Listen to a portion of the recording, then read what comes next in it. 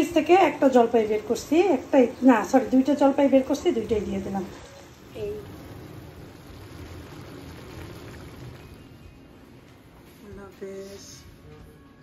একসাথে এত নির্দয় মানুষ কেমনে হয়? আর এই মহিলার আসলে আইনের আওতায় আনা উচিত, কারণ সেই লাউয়ের কুচি আর এখানে হচ্ছে আলু কুচি করে রাখছে, তো ভাবি তো পাইকারি ডিম 20টা ডিম নিচ্ছে 190 টাকা, সস্তা, মানে 39 টাকা করে। হ্যাঁ ভাইয়ের খুব ভালো পায়, ওরে বাবা ভাবি আইলে কয় কি জানো, ভাবি আইছে পুরা, সে তো পুরা করে বুঝাচ্ছি হচ্ছে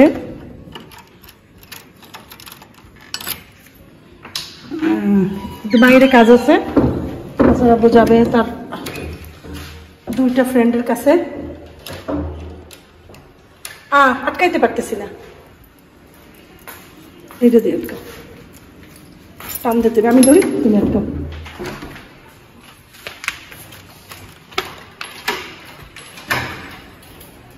তবে নিয়ে নাও,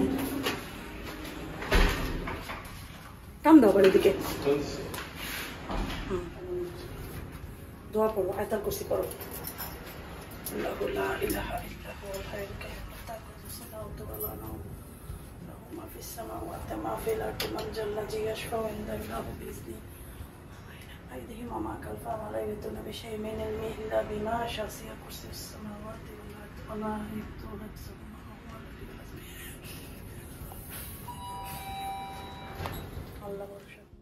আসসালামু আলাইকুম, কেমন আছেন সবাই?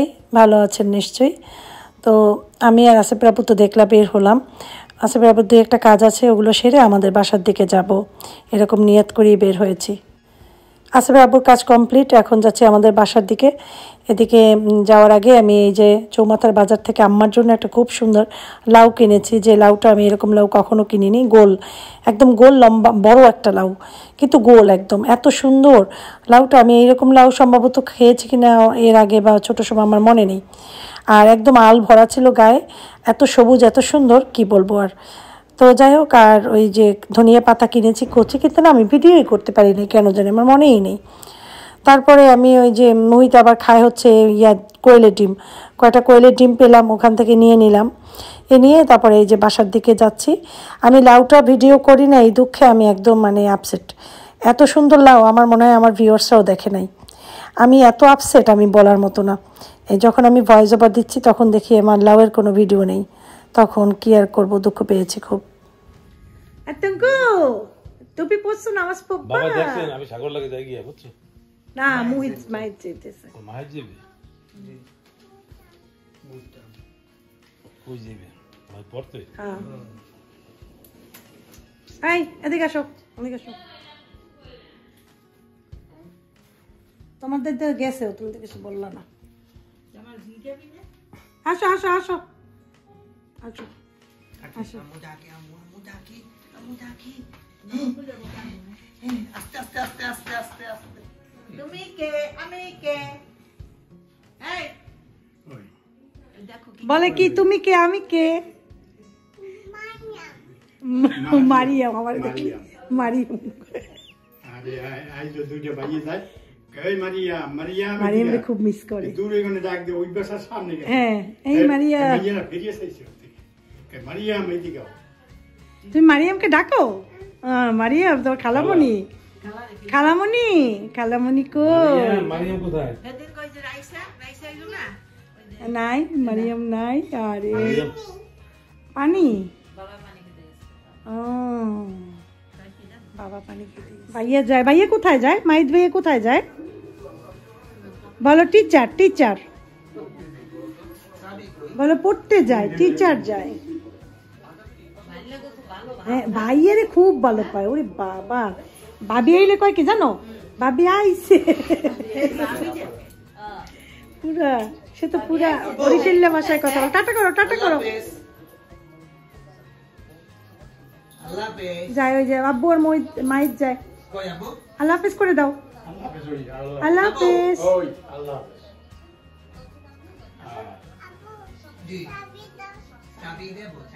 চাবি দাও, চাবি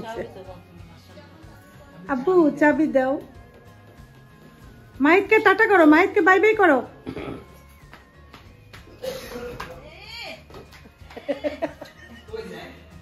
বল নিয়ে আইতে যায়। আসো নিয়ে আসো। ভয় পেয়েছে, ভয় পেয়ে গেছে।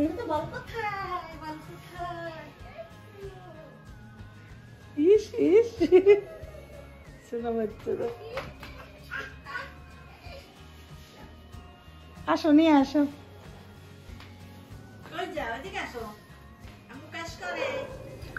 আমি চা নিছি, ওরা চা পরে খেয়ে ওরা এই যে পাকুড়া বাজ দিয়ে আছে। আমি চা নিছি, এখন আসার বাবু বলে কি আমারও একটু চা দাও তুমি। তারাও দিতেছি, আম্মা তো আগে নাস্তা না খেয়ে কেন চা খাবা।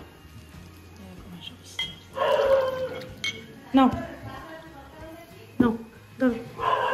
বউ বউ বউ, কুকুরটা যে বউ বউ বউ বউ করে না। এই যে মালিকা পাকুড়া বাজতে আছে সুন্দর করে। এখানে হচ্ছে আরামসে কি আজকে মালিকা ফুলকপি দিয়া, শোল মাছ দিয়া, আর কি ডাইল। এটা কি সিম পাত্রা, বড় না ছোট ছোট শোল, দেশি শোল।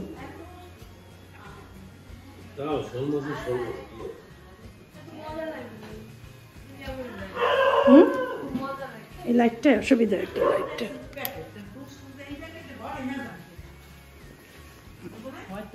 আমার ভাই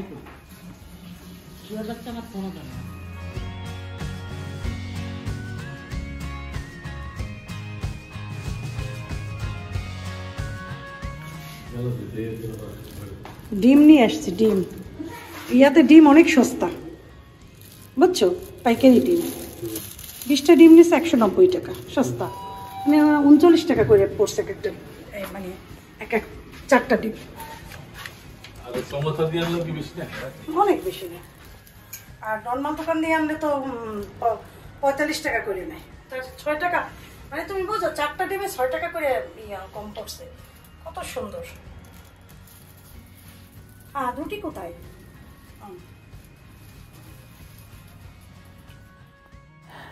আজকে একটু যে সমুদ্রের যে বড় পোয়া মাছ, ওইটাকে বলে হচ্ছে ভোল পোয়া। তো অনেকেই আমাকে ওই দিনকে বলেছিল যে আপু ওইটাকে তো পোয়া মাছ বলে, নর্মাল পোমাগুলোকে পোয়া মাছ বলে, ঠিক আছে, নর্মালগুলোকে। আর যেটা একদম অনেক বিশাল বিশাল হয় 2 কেজি 2.5 কেজি, ওগুলো ওকে ভোল বলে, ভোল মাছ। আমাদের বরিশালে বলে, অন্য কোনো ভাষা আছে কিনা আমি জানি না।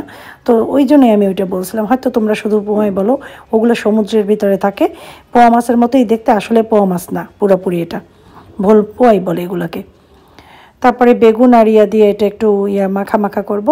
তো একটু কষাবো পানি দিয়ে, আর সবজিগুলো পাশে দিয়ে দিলাম। না দিলেও হয়তো, পরে দিলেও হয়তো, জাস্ট একটু দেখা সৌন্দর্যের জন্য এভাবে করে দিয়ে দিয়েছি। মাছগুলো উঠাবো, কারণ মাছগুলো কষানো হয়েছে।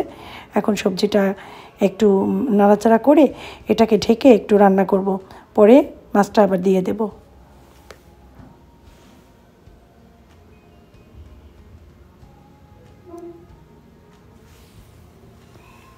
এখন মাছটা দিয়ে দিলাম একদম উপর দিয়ে, আর এটাকে সুন্দর করে এখন ঢেকে আস্তে আস্তে রান্না করব।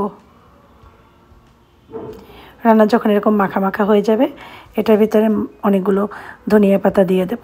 ব্যাস তৈরি হয়ে গেল মজাদার মাছ রান্না। খেয়ে দেখো এভাবে, অনেক মজা হয় খেতে কিন্তু এটা। আজকের রাতের খাবারগুলো খুব সেরা, আমার কাছে পছন্দ হয়েছে আজকের রাতের খাবারগুলো। এই জন্যই ভাতটা একটু বেশি খাওয়া হয়। তবে চিংড়ি মাছ ভর্তাটা এখন করব। এই চিংড়ি মাছ এতদিন আমি ভর্তা করিনি, ছোটোটা করেছিলাম একদম, ওটা মজা লাগে না। এই বড় বড় চিংড়িগুলো ভর্তা এতটা মজা লাগে, না খেলে হয়তো বিশ্বাসই করবা না। পেঁয়াজ দিয়ে দিয়েছি কুচানো বেশি করে, এরপরে একটু নাড়াচাড়া করে শুকনো মরিচ দিলাম। শুকনো মরিচ শেষের দিকে দিতে হবে। তারপরে এটাকে আস্তে করে ভাজতে হবে। ভাজা কমপ্লিট হলে লবণও দিয়ে দিতে হবে।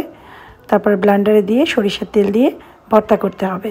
ব্যাস হয়ে গেল ভর্তা। ভর্তাটা এই যে দেখো করছি, কি সুন্দর হয়েছে ভর্তার কালার, এত সুন্দর। আজকে মাছ রান্নাটাও সেই সুন্দর হয়েছে। ব্যাস এটাই রাতের আমাদের খাবার। ডাল আছে, যে দুপুরে লাউ দিয়ে ডাল রান্না করলাম না, চচ্চড়ি, ওইটা আছে, যেটার ভিতরে আছে। এখন ভাতটাকে ঢেলে তারপরে নামাজ পড়বো, তারপরে খাওয়া দাওয়া করবো। খাবার নিয়ে বসলাম।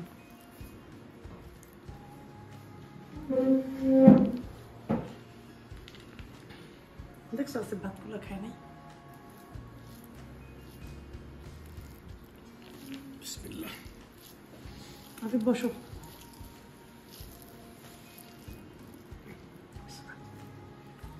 মাশাআল্লাহ, খুব সুন্দর ভালো হয়েছে। ভালো হয়েছে। আপনি ফুলকপি উঠাই দিয়েছি। চিংড়ি মাছ ভর্তা না? মাছ খাবে না, মাছ খাবে না, চিংড়ি মাছও খাবে না। চিংড়ি মাছ তো খাই না, মাছও খাবে না। তো মজা হয়েছে ভর্তাটা। আর কিছু লাগেই নেই ভর্তা হইলে। গুড মর্নিং, কেমন আছেন সবাই? আশা করছি সবাই ভালো আছেন। সুন্দর একটা সকাল, সুন্দর করে আবার ব্লগটা শুরু করলাম।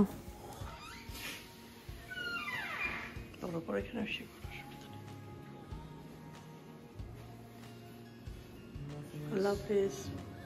সাবধানে, কুয়াশা কুয়াশা। আল্লাহ হাফেজ।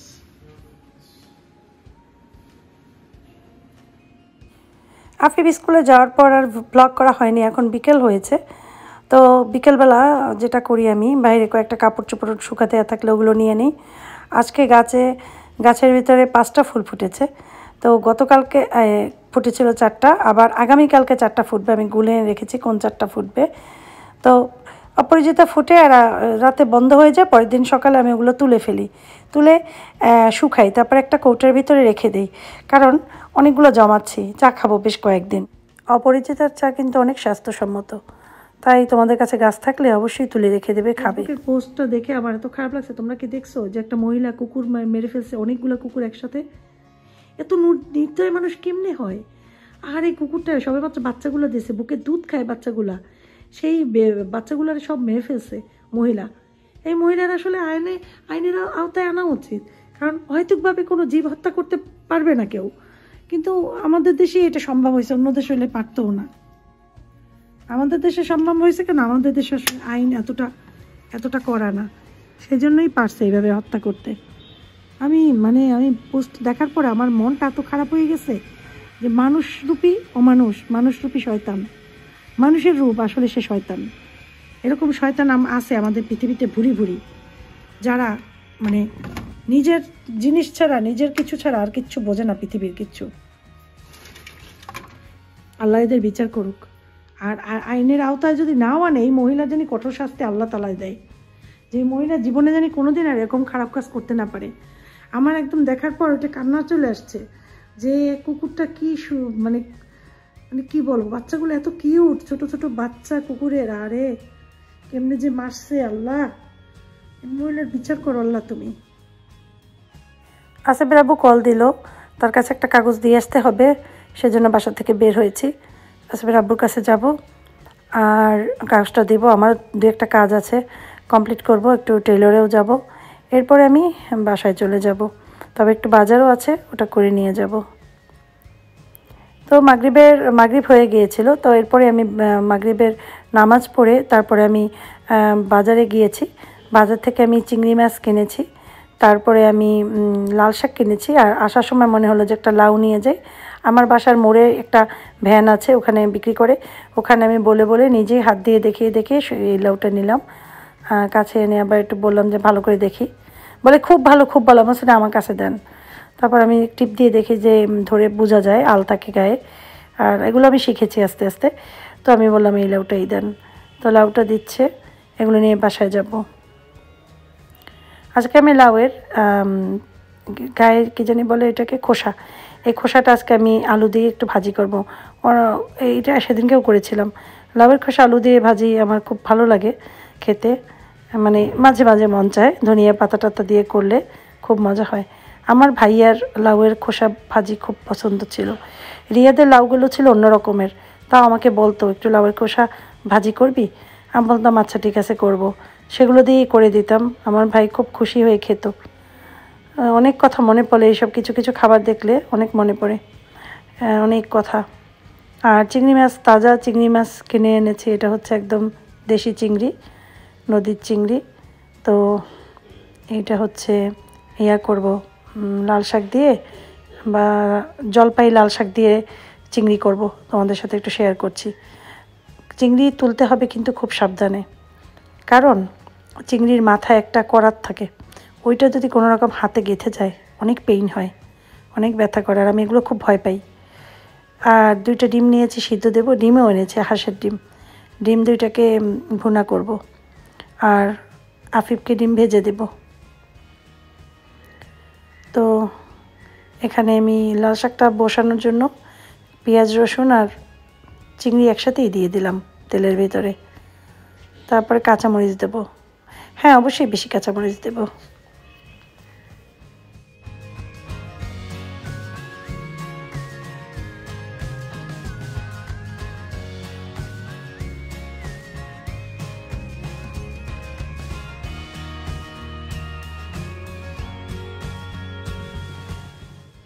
চিংড়ি পেঁয়াজ ভালো মতো ভাজা হলেই লাল শাকটা দিয়ে দেবো, ছোটো ছোটো লাল শাক। এই লাল শাক খেতে আসলেই অনেক মজা হয়। তো অনেক লাল শাক হয়েছে, কোটার পর দেখে আরও অনেক হয়ে গেল। যাই হোক, লাল শাক আমাদের ঘরে সবাই পছন্দ করে, এটাই মানে সবথেকে ভালো কথা, যাতে কষ্ট হয় না। তবে চিংড়ি মাছ সরিয়ে আফিফকে দিতে হয়। যখন এরকম উল্টিয়ে পাল্টিয়ে দেখলাম খুব সুন্দর হয়েছে, এখন আমি এটার ভিতরে একটু জলপাই দিয়ে দেব। তোমরা খেয়ে দেখো, শীতের দিন এভাবে জলপাই দিয়ে তারপরে এইভাবে লাল শাক, এত মজা লাগে, না খেলে বিশ্বাস করবে না। জলপাই আমি ওই ফ্রিজে রেখে দিই, প্রতি বছরই আমার জলপাই থাকে ফ্রিজে, আস্ত জলপাইগুলো রেখে দিই, তারপরে কোনো কিছুতে দিলে এভাবে কেটে দিয়ে দিই। তো এভাবে লাল শাক জলপাই দিয়ে খেয়ে দেখো, কত ভালো লাগে। লাল শাক পুঁটি মাছ দিয়েও ভালো লাগে, লাল শাক রুই মাছ দিয়েও ভালো লাগে, আমি খাই, আমার কাছে খুব ভালো লাগে। শীতের দিনে এই খাবারগুলো অতুলনীয়, যে মানে যে স্বাদ মুখে লেগে থাকে 1 বছরের জন্য। তো কালারটা দেখো কেমন হয়েছে, লাল শাকটা কেমন হয়েছে কমেন্ট করে জানাবে আমার লাল শাকটা কেমন হলো। ঠিক আছে, আমি কিন্তু এটার ভিতরে একটু ধনিয়া পাতাও দিব লাস্টের দিকে। এই যে দেখো কি সুন্দর হয়েছে, সেই সুন্দর কালার। এখন এটার ভিতরে একটু ধনিয়া পাতা দিয়ে তুলে ফেলবো। খাবার খেতে বসে গেলাম, মজাদার সব 3টা আইটেম মজাদার। এই টাইপের খাবার আমার খুব ভালো লাগে। আসেফের আব্বুকেও দিলাম, মজা করে খাচ্ছে। আর আসেফ খাবে না, তার এগুলো পছন্দ না, সে বলছে আমাকে একটা স্যান্ডউইচ বানিয়ে দিও। আমি বললাম আচ্ছা ঠিক আছে। তো খাবার খেয়ে তার জন্য স্যান্ডউইচ বানাবো, এই যে ভাজিটা দিয়ে আর ডিম দিয়ে। আফিফকে দিয়েছি লাল শাক, ডিম ভাজা, ভাজি। আফিফ আমাদের মতো সবই পছন্দ করে, আমাদের মতো, শুধু চিংড়ি মাছটাই খায় না। আর অন্যান্য মাছ তেমন খেতে চায় না, যেটা যেটা পছন্দ, শুধু পাঙাশ মাছটা তাদের খুব পছন্দ, ওইটা খায়। ইলিশ মাছ মানে মিডিয়াম, অত বেশি পছন্দ করে না। আসেফের জন্য স্যান্ডউইচ বানিয়ে ফেললাম। সিদ্ধ ডিম দিয়েছি একটা, মানে ভুনা করেছিলাম ওর জন্য একটা, সেটা দিয়ে দিলাম। শসা দিয়েছি, তারপরে দিয়েছি ওই যে লাউ ভাজি করেছি সেটা, তারপরে দিয়েছি ব্রেডটা আজকে নিয়ে আসছি গরম গরম, আমি নিয়ে আসিনি, আসেফের আব্বু আসার সময় নিয়ে আসছে গরম রুটি। রাতের বেলা ওরা গরম রুটি তৈরি করে। আর ওই যে হাত দিয়ে ধরেছি সেজন্য উপরে একটু হলুদ হলুদ লেগেছে ভাজির ইয়াটা। যাই হোক, মায়োনেজ দিয়েছি, একটাতে একটু সস দিয়েছি। এইভাবে করেই ওদেরকে স্যান্ডউইচ তৈরি করে দিলাম। এই স্যান্ডউইচটাই সুন্দর, রাতে খেয়ে ফেলবে, খুশি হবে খুব। কাঁচা রুটি দিয়ে খায়, রুটিটা টোস্ট করলে বা একটু ছেঁকে দিলে তাহলে আবার খেতে চায় না। ওর জন্য সবসময় কাঁচা রুটি স্যান্ডউইচ ছোটোবেলা থেকে খুব লাইক করে। তো আজকের মতো বিদায় নিলাম, ভালো থাকো সবাই, মা আসসালামা।